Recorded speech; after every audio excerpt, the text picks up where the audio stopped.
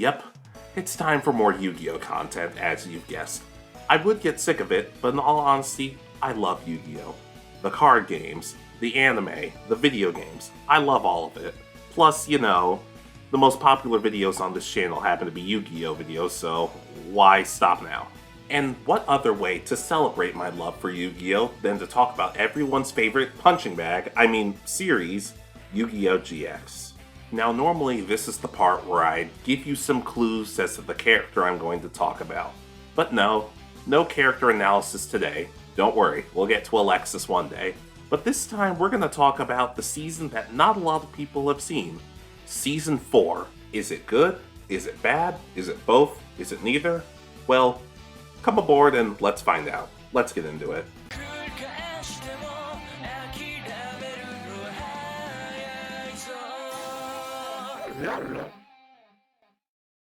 So for those of you who don't remember how Season 3 ended, it basically ends with Jaden being stuck with Yubel in another dimension while mostly everybody makes it back to the academy.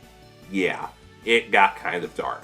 But the crazy thing is, that's how the dub ends it. The sub ends it with Jaden coming back and reuniting with everybody, and they lived happily ever after, at least until the next season. Yeah, sorry to all the dub watchers out there, but Season 3 ends on a very depressing note because they want to move on to 5Ds, which they finished the dub of, right?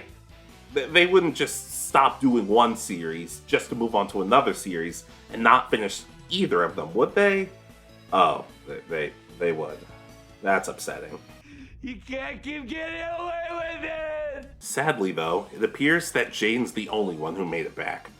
Echo, Adrian, and Bastion all got left behind. Yeah, some of you may have been wondering in my Bastion video why I really didn't talk about him that much as to what he did in Season 4. And that's because, well, nothing. Yeah, it's not a good sign when my favorite character does nothing in the whole season. Or, well, you know, the whole series.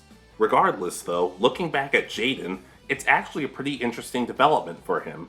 He still feels guilty about sacrificing the lives of all of his friends, and even though they all ended up okay, he still feels guilty and shuts himself away from them. It's actually a pretty interesting development, and I'd like to think if they had more time with it, they could have really nailed it, but sometimes it just comes across as a bit awkward. It actually shows that Jaden's friends forgive him for the most part, and want to try to get him out of his funk, but they don't seem to be doing it in the best way, particularly Alexis, who seems to get frustrated at him. Speaking of friends, remember all the new ones we made in Season 3? Yeah, they're barely in it. Yeah, I know, a lot of people, myself included, complained about these new students showing up and taking over for Season 3, but I still grew to like them a lot and wish they'd gotten a little more to work with, actually. We learned that Axel Brody ended up having to choose between letting his mom live and letting his dad live, and he picked his dad, and he has to live through that thanks to the villain. That's pretty messed up, especially with everything he went through in Season 3 with finally overcoming his fears. Jesse shows up for a brief little bit alongside Jaden, and they both reestablish their friendship while fighting one of the main villains, but he doesn't do that much either in the long run. Jim Crocodile Cook, aka Archaeological Duelist and also my favorite character out of these students, basically doesn't do anything because apparently his voice actor wanted to retire so they couldn't do anything with his character. It's a shame, but hey, at least we got Jim returning in Duel Links. That kind of makes it worth it. And Adrian is basically assumed to have been dead, and like I said, is still stuck in the other dimension, which is weird. He seemed very remorseful for what happened to Echo, and even in the third Tag Force game it's revealed that he wants to go back and save her and redeem himself. But we get no such redemption. Honestly, Season 4 is pretty rushed. It only has about half of the episodes of the other 3 seasons. Now, I've heard that it might have to do with the fact that 5Ds was coming out and they wanted to move on, or because the actor who played Jaden wanted to move on, but ultimately it did kind of hurt the series in a way. Also, yes, I am using the dub names. I'm sorry, I've been watching the dub almost my whole life. Please just get used to it. One thing I will say that Season 4 tried to do, and was somewhat successful, was probably just wrapping up certain stories. For example, even though Zane is alive, even though he probably shouldn't be, he actually passes down his Cyber Dragon deck to Cyrus, who ends up using it, and he decides to start over. It's a pretty cool set of episodes, despite the fact that, well, there's a problem about these stories, but I'll get into that in a little bit. We also see that Kaiser decides that he wants a taste of the pro circuit, so he gets taken under Atticus's wing and basically works under him and then eventually beats him in a duel. After all of that, he even proudly proclaims that Ojama Yellow is in fact the ace of his deck.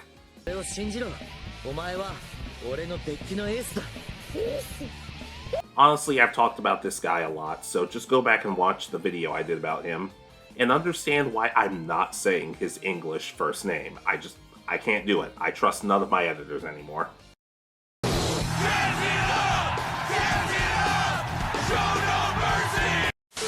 And we also get some of Alexis's story, which this is where things kind of start to fall apart for me. Ultimately, her story is that she seems to want to be a teacher, which is cool and everything, but that's kind of my problem with a lot of these stories. A lot of these stories featuring characters like Cyrus, Kaiser, Alexis, and everybody else kind of seem to come out of nowhere, so by the time they're fully wrapped up, it doesn't really feel all that impactful. If they had spread these stories out a little bit through the first few seasons, it would have been great, but for one reason or another, they just decided not to do that. Alexis feels that in some ways she might not be able to have control over or help her students, and ultimately I kind of wish this had been more of a story told for her, rather than her trying to confess to Jaden after some tag duel. Yeah, a lot of people really like the tag duel between Jaden, Alexis, Hasselberry, and Blair, but I really just couldn't get into it. Ultimately though, her ending isn't horrible, it just feels like it suffered the most out of everybody. Now, I've been pretty critical lately, but I want to talk about one of my favorite things about Season 4, and that's Jaden versus Crowler. Ultimately, I love this duel. Now, the stipulation being if Jaden loses to Crowler, then nobody can graduate this year. But ultimately, it's not out of pettiness or evil like Crowler used to do. He's grown to love his students, he's grown to care about his students, and he doesn't exactly know how to let them go. Ultimately, it's all the more heartwarming when, inevitably, everybody ends up cheering for both of them to do their best. That's right, even the students who wouldn't be able to graduate if Crowler won are still cheering him on. He ends up breaking down in tears when Jaden ends up beating him, and ultimately, I feel like out of everybody, he might have had the biggest hand in getting Jaden back to his good old self. It's a really nice thing to see, especially towards the end of the series when everybody's actually graduating and he can't get the words out to say how proud he is of them. There's also another character named Yusuke. No, not him, but that would have been amazing. He ends up being a pretty mysterious character who was affected by the loss of his parents. He became friends with other students such as Atticus, but ultimately he decided he wanted to forget them because he figured it'd be easier for him to forget them rather than them forgetting him and him going through even more pain and suffering. In all honesty, he was kind of my favorite villain of Season 4. I felt like he had a good backstory, pretty good motivation, and you could tell that there was pain and suffering with him that ultimately you wanted him to overcome. And it seems like Atticus really came close to stopping that, but ultimately he falls short because his name is not Jaden Yuki. There's also another character by the name of Truman, or Mr. T, no, not the one you're thinking of. Slap me again and I'll break your arm! Even though that would have been so much better. And he basically acts like a Sartorius type villain, finding the darkness in other people's hearts and exploiting it. Now, I really like Sartorius as a villain, so you'd think I'd like Truman as a villain, but ultimately I kind of don't. Jaden ends up beating him not one, not two, but 3 separate times.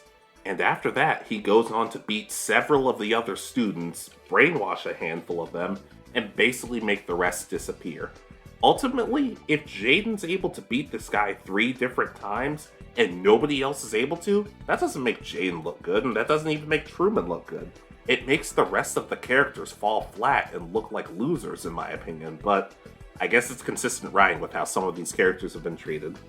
He ends up getting destroyed by Jaden and Jesse, when in some cases you could argue that maybe Yusuke should have had a hand in it, considering how much of Yusuke's life was ruined by Truman, but I'm splitting hairs at this point. But he's not the main villain of Season 4. The main villain of Season 4 is Darkness, or otherwise known as Night Shroud. Yeah, bet you never thought you'd see him again. He ends up dueling against Jaden, and we actually get a return of Yubel. Oh, right, Yubel's here. They were part of the main driving force of Season 3, and it feels like they just kind of got thrown in here. But, oh well. Anyways, he ends up dueling Jaden and doing his best to prove that there will always be darkness in humans, that you can't keep darkness away from people. But ultimately, Jaden ends up beating him and showing that as long as human beings have bonds between them, everything will work out, and there will always be light where there needs to be. Seriously though, Jaden, please don't bring up light too many times. That's how we got Season 2. Honestly, it sounds like I did a lot of critiquing and criticism for this season, but ultimately, the duels, in my opinion, were excellent. Like I said, I loved Jaden versus Crowler, I loved Kaiser versus Aster, and there's just a whole bunch of other duels that, in my opinion, are really, really good, and you should go out of your way to watch. I'm not necessarily including Jaden versus Yugi. As happy as I was to see it, the fact that we never got a proper conclusion does hurt it somewhat, but ultimately it was still a lot of fun. Not to mention, it does feel like it has a lot of continuity compared to other seasons. You still feel the lingering effects of Season 3, for better and for worse, and ultimately it's just a nice narrative story. I love the idea that all of the students are moving on and learning more about their goals, their trials, and their struggles. I just wish the characters learned more about moments like that earlier in the series, as opposed to everything kind of just being thrown together at the last minute. Not to mention, in all honesty, I really like the sense of maturity from these kids. It really does feel like they're growing up and moving on, but they still feel like the same kids. Ultimately, I don't really like when anime develop their characters so much that you can't tell who they are from the first episode to the last episode they're in.